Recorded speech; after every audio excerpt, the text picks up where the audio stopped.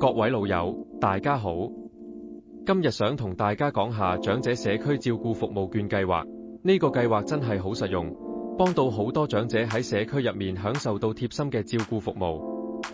呢個計劃有兩大特色：錢跟人走同埋能者多付。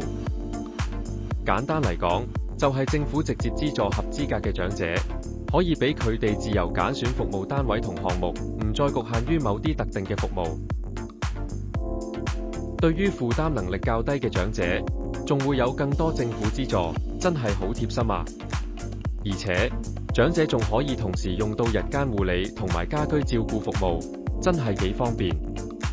咁呢個計劃嘅服務分為3種模式：中心為本、家居為本同埋混合模式。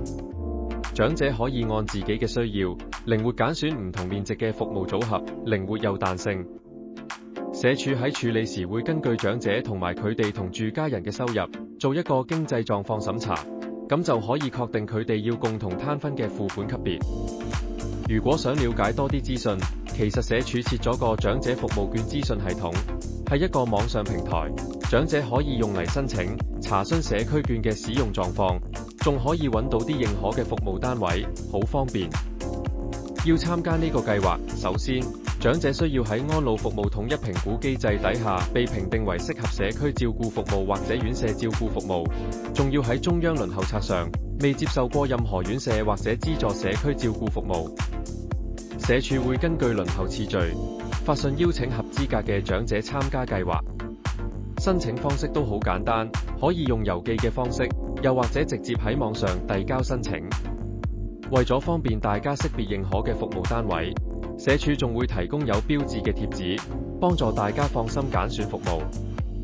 最後，想同大家推薦一下英營軒，佢係專注幫助長者喺屋企或者社區入面做復康同照顧服務。不論係日間護理定係家居照顧，佢哋都可以度身訂做一個適合你需要嘅服務計劃。好多用過佢哋服務嘅長者同家人都話幫助好大，尤其需要物理治療或者言語治療，真係值得一試。如果你有興趣，不妨了解多啲，試下用呢啲服務券揀英營軒嘅服務，相信一定會令你滿意。